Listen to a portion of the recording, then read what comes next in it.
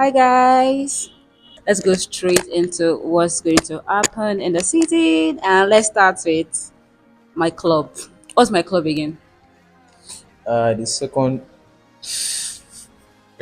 actually, should I say, always, they're always the runner of club. I know you want to say something. You support us now by just going by what he said. That was when I could connote that you support us now, and I just hope you guys can do way better this season. At least you have a striker now, so if he can propel your team to victory, that would be nice.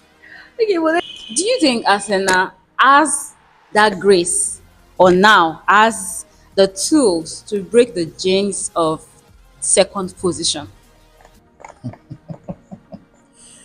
That question will be answered on the field of play, and it's just not about the field of play. It goes down to 38 match days there in the English Premier League. If they can win the English Premier League, I think they should just win one title for themselves this season.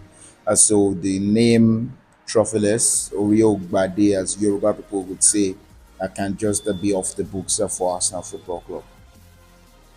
I feel they have the best chemistry talking about Arsenal because in the past 3 years they've been coming second. They start on top, but they finish second. And I think, I'm sorry about that. For Arsenal, I think just like I said earlier, they have the best chemistry because looking at Chelsea, they are just building with their new squad because they just signed a lot of new players. Delap, Pedro, Estival, like a lot of players, they are just coming in. But for the likes of Manchester City, they do not have that chemistry because they also signed a lot of players, Tijani Originals, Ryan Cheki, a lot of players actually, Victor Reyes and all of that. But I think Arsenal with Mikel Arteta and its experience, his understanding with the team, they've been playing together for 3 solid years and there isn't much addition. Even those of these additions, they are not going to be starting lineup. They are not going to be on the first 11, except Victor Gyökeres, who is likely to be their number 9, their first choice number 9. But I think there's going to be a shift on the left wing. Probably Martinelli might bench, Madueke might bench Martinelli. That depends on if Madueke proves himself. But I think Martinelli has been more electric in the preseason. He's played better than Madueke and he's got more minutes than Madueke. So it's going to be very, very difficult for Arsenal next season. But I think they are going to start on top or finish maybe fourth this season. I don't even see them making second or third. And Wait, so you see Arsenal making what? fourth or third. Fourth or third? Yes, actually. Arsenal fourth or third? They will start very well, but they will finish just like they've always been finishing. Wait, you say what am I surprised? Yeah, why are you Wait, saying I that? I mean, even when we did not have striker, we're not third or fourth. We're consistent in our second position. So why do you think now is when we're going to be third and fourth?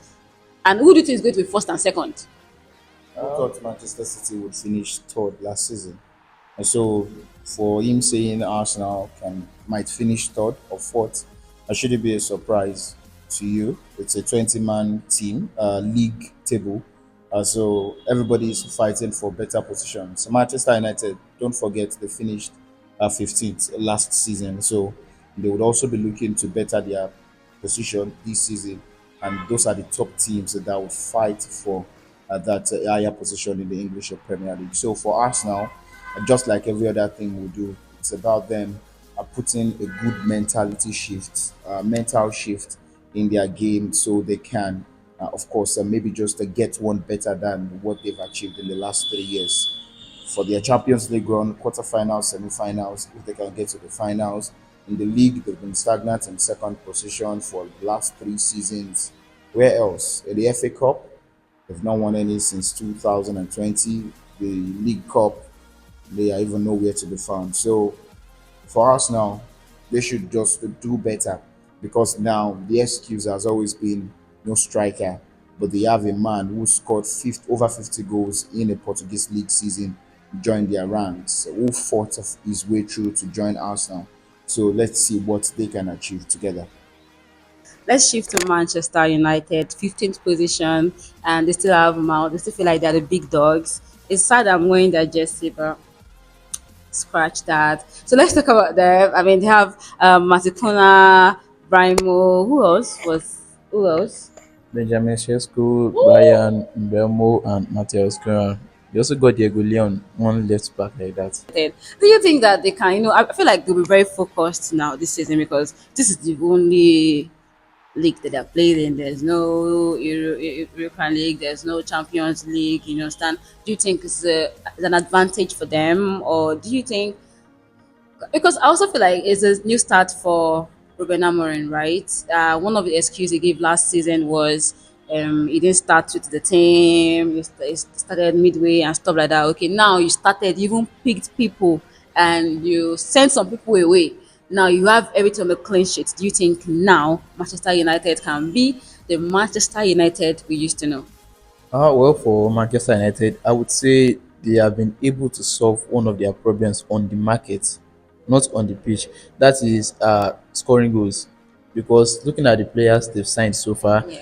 those three attackers they score goals. Though it may not be consistent, but with the mixture of the three, they are going to score a lot of goals next season. Not forgetting the fact that they have, should I say, the best creative midfielder in the league because last season Bruno Fernandes created I think 90 chances and his attacker only converted from he had 9 assists. That means mathematically he converted 10% of his chances. So I think for Manchester United with Bruno Fernandes, if he doesn't get injured, because we know he's not an injury prone player, and I think they also need another defensive midfielder.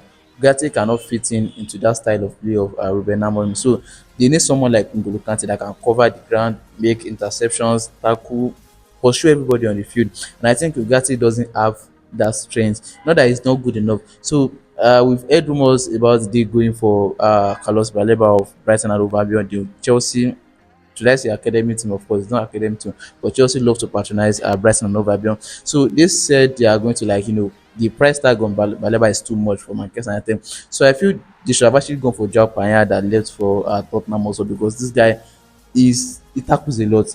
Since he left Fulham United, that he went to Bayern Munich, he had over 300 tackles. The person that is close had 91. That he had 191. That's Moses Caicedo. So I think Japania could have been another option for Manchester United. But next season, they also need centre backs, defensive midfield, and of course a new goalkeeper. Because Onana will always be the Onana that we've always known, unless he decides to change this season. But I doubt I that. doubt it. I doubt it as well. And also for their second choice goalkeeper Ate Bayendin, I think this guy is good, but he needs to go on loan for him to develop. So Manchester United is no way it's going to develop. Manchester United will be better than that of last season. But I think they'll be among the top 10. Okay. Top 10. I was going to ask position wise, which position do you think they're going to just tell me position? Let me see on number 10. And 10. That's okay. That's five. Five. How about you? For Manchester United, Position. well, I see them being in the top five for me because we know the players they have and the what no competition outside England is going to help them Yeah. achieve. So I see them finishing in the top five, and I would really just say maybe the fifth position would work well for Manchester United at Okay. this point of the season. Okay.